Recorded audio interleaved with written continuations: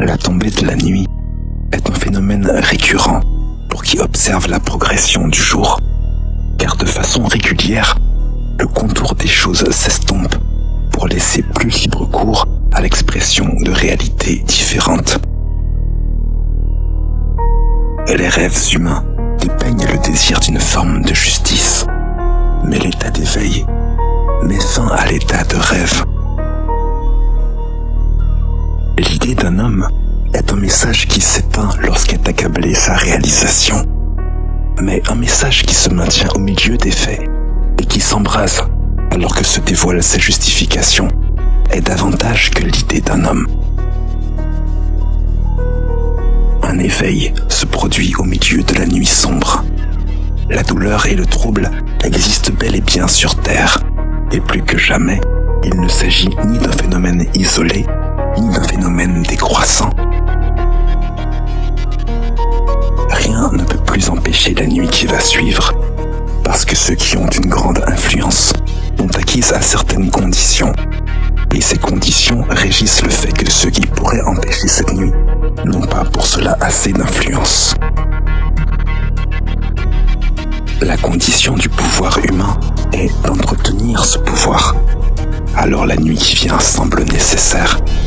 Seulement, la nuit qui vient se moque de ce pouvoir humain fondé sur l'illusion des justices. Car la nuit dévoile les astres. Quant au lever du jour, c'est une nouvelle occasion pour ceux qui y assistent de dévoiler la nuit. Est-ce le prix du progrès ? Les techniques et la science devraient élever l'humain, mais la course au revenu entraîne la société à s'entraver de chaînes. Arnaque sur la santé. L'observation croissante des mots guides à les vaincre, mais le coup d'un seul geste décourage une victoire face aux souffrances humaines. Imagine que l'humain veuille apprendre de ses faits et qu'il puisse revenir cultiver la nature. Pourrait-il alors qu'on s'éloigne des méfaits pour un meilleur futur ? Détailler le présent est pertinent, savoir pour comprendre ce qui se sème. Voir cet environnement n'est pourtant que l'ébauche de se comprendre nous-mêmes. L'hypothèse est l'idée selon laquelle les humains choisissent de céder, malgré le fait que nul ne les y force. On fait passer l'argent comme propre à délivrer, mais d'un fossé entre les hommes, ce système tire sa propre force. L'émancipation de ces cadres annonce une autre vie. Les humains n'y passent plus leur temps à colmater des brèches. La transition est comme la fin de l'incendie. Elle ne peut venir des cerveaux qui vivent d'entretenir la mèche.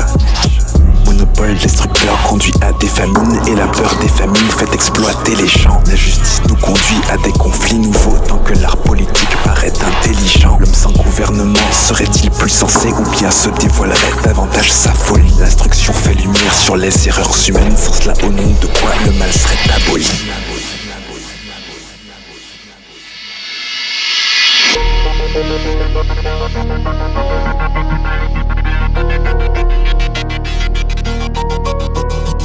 Les conflits semblent pour l'humain la seule voie de justice. Mais aucun humain n'a prise sur le déroulement de cette histoire. L'égalité humaine ou la liberté individuelle ne sont pas des idéaux à bâtir, mais des valeurs à comprendre.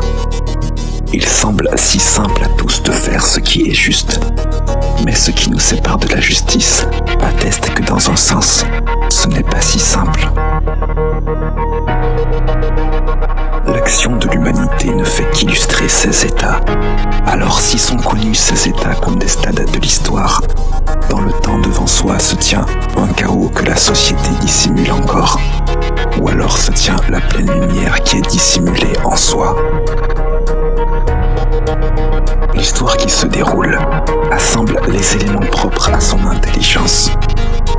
L'idée d'un équilibre terrestre ne peut pas se dissocier d'une réelle compréhension. Et c'est pourquoi cet équilibre aujourd'hui n'est pas si simple. La violence et les drames se développent sans lumière. Il faut reconnecter notre esprit à la source. Aujourd'hui se présentent les conséquences d'hier. mais c'est dans l'avenir que se tient le plus impactant de sa ressource. Justice et liberté sont poursuivies des hommes. Une promesse à l'homme atteste que ce bonheur est une chose décisive.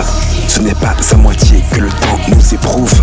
L'être humain est aimé par-delà ce parcours, car une force éternelle est passée dans son cœur pour qu'il voie et qu'il vive. Au fondement des aspects, la vérité se trouve. Le sens et la confiance dans la vérité est sincère. La source est l'énergie de cheminement de chaque lumière.